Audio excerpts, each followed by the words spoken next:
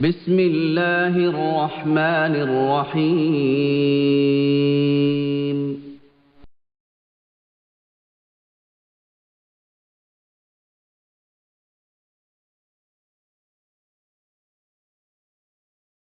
السلام علیکم ورحمۃ اللہ وبرکاتہ۔ آج کی اس مجلس میں روزہ کن چیزوں سے ٹوٹ جاتا ہے اور روزہ ٹوٹنے کے بعد کب کفارہ لازم ہوگا اور کب کفارہ لازم نہیں ہوگا، ان تمام مسائل کو تفصیل کے ساتھ مثال سے بیان کیا جائے گا۔ رمضان کا مہینہ صبر کا مہینہ ہے اور یہ اعلیٰ درجے کا انسانی کمال ہے، اور صبر پیدا ہوتا ہے اپنی تمام خواہشات کو چھوڑ کر،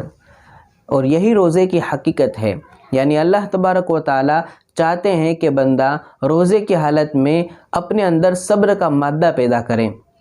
لیکن شریعت نے، اللہ تبارک و تعالی نے روزے کی حالت میں تمام خواہشات کو چھوڑنے کو فرض قرار نہیں دیا،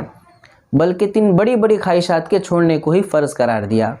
وہ کون کون سی خواہشات ہیں؟ تو نمبر 1 پر صبح صادق سے لے کر غروب آفتاب تک کوئی چیز نہ کھانا۔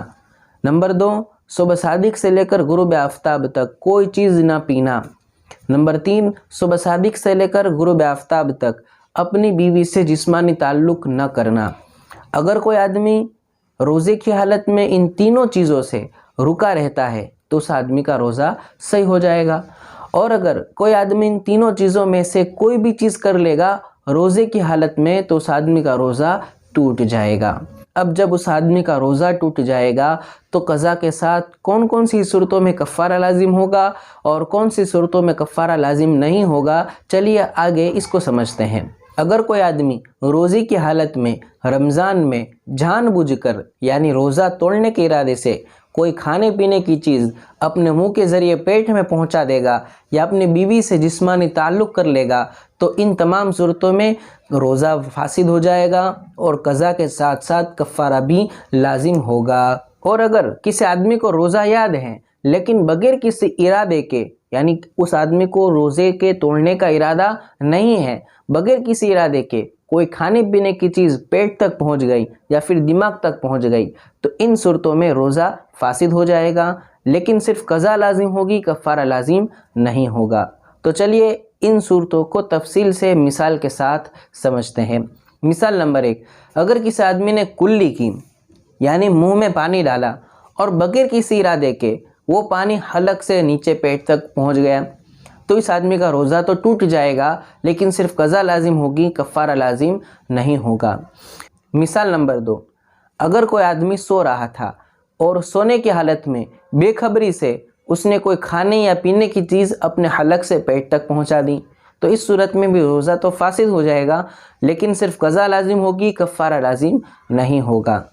مثال نمبر 3، اگر کسی آدمی کے منہ میں پانی چلا گیا، پھر چاہے وہ ایک قطرہ ہی کیوں نہ ہو اور وہ پیٹ تک پہنچ جائے گا تو اس آدمی کا روزہ ٹوٹ جائے گا، قضا لازم ہوگی، کفارہ لازم نہیں ہوگا۔ مثال نمبر 4، اگر کسی آدمی نے ناک میں یا کان میں دوائی ڈالی اور وہ دماغ تک پہنچ گئی تو اس صورت میں روزہ فاسد ہو جائے گا، لیکن صرف قضا لازم ہوگی، کفارہ لازم نہیں ہوگا۔ مثال نمبر 5، اگر کوئی آدمی سردی میں ناس لے تو اس صورت میں بھی روزہ ٹوٹ جائے گا، لیکن صرف قضا لازم ہوگی، کفارہ لازم نہیں ہوگا۔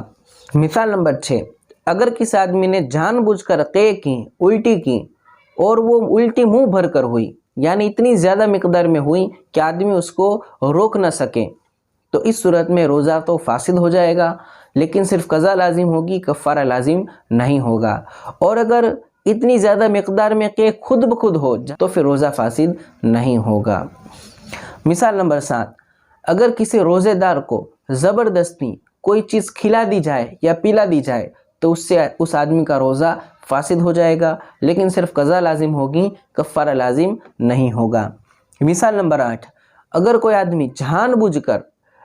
دھواں یا بھاپ اپنے منہ کے ذریعے سے پیٹ تک پہنچا دے یا ناک کے ذریعے سے دماغ تک پہنچا دے تو اس آدمی کا روزہ فاسد ہو جائے گا، یعنی صرف قضا لازم ہوگی، کفارہ لازم نہیں ہوگا۔ لیکن اگر وہ دھواں یا بھاپ خود بخود پیٹ میں یا دماغ میں چلا جائے تو پھر روزہ فاسد نہیں ہوگا۔